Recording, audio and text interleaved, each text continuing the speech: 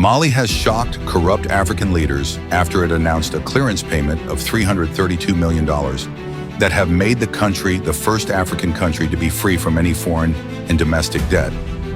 Did you hear that? Well, maybe let's ask, for how long has Assimi Goïta been in charge of this country? What magic has he used to free the country off its debt? What do the puppet African leaders think about this move? We are going to dive and discover some shocking details of how this all happened step by step. But first, a big thank you for all our returning viewers that motivate us to compile more interesting content for you. Always support us more by liking and sharing the video, then leave us a comment, and if you are new here, please consider subscribing and hitting the notification bell so that you be among the first to watch our videos. Now let's get started. For decades, Mali, like many African nations, has been trapped in a cycle of debt, a legacy stretching back to the era of independence. High debt to GDP ratios have weighed heavily on the country, impacting every aspect of Malian life. Schools, hospitals, infrastructure, all have suffered under the constraints of foreign debt and reliance on international financial institutions.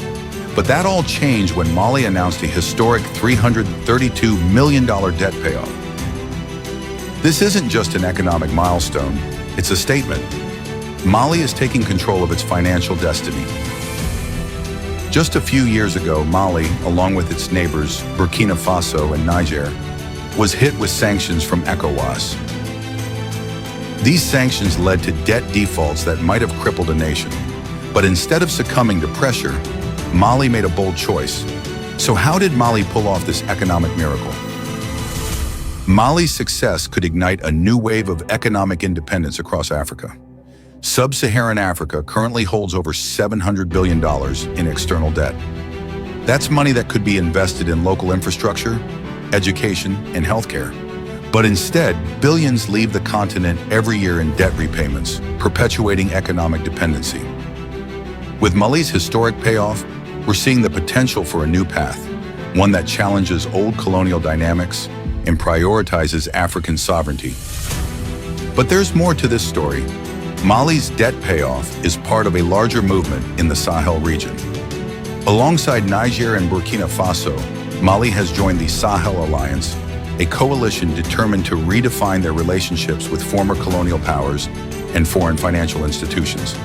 This alliance aims to build economic sovereignty, strengthen regional security, and forge new partnerships on their own terms. These nations share a common vision, a Sahel region that controls its own destiny, free from external manipulation. Leaders like Burkina Faso's Ibrahim Traoré have championed initiatives to keep their nations financially sovereign.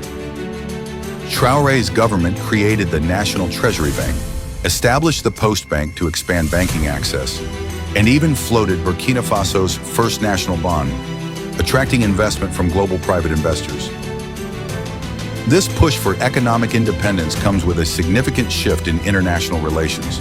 For years, France has maintained a strong economic and military presence in the Sahel. But today, the countries of the Sahel Alliance are saying, enough is enough. They're questioning the legacy of neo-colonial policies that often benefit France more than the African nations themselves. In response, these countries are exploring new partnerships. Russia and China are stepping into the picture, offering alternative investments and alliances. But the big question remains, is this simply trading one form of dependency for another, or a true path to self-reliance? Mali's debt payoff is part of a broader economic strategy that emphasizes resource nationalism and economic diversification. Mali, Niger, and Burkina Faso are rich in resources, from gold to uranium. By taking control of these resources and reinvesting locally, these nations aim to capture more value within their own economies. Alongside resource control, there's a push to modernize agriculture, invest in manufacturing, and develop technology sectors. Economic resilience requires diversity, and these nations are working to build economies that are not overly reliant on any single commodity. While Mali's debt payoff is a groundbreaking step, challenges remain. Can Mali sustain this debt-free status amidst global economic pressures? Moving away from traditional partners like France might risk economic isolation, and without robust governance, there's the risk that economic gains may not reach those who need it most. Critics question whether Mali's bold move will be enough to bring about lasting change. Is this debt payoff just a one-time statement, or the beginning of a sustainable strategy for economic self-reliance? If Mali's success inspires other nations, it could shift the balance of economic power on the continent. Imagine a future where African countries are free to invest in their people and infrastructure, free from the burdens of unsustainable debt.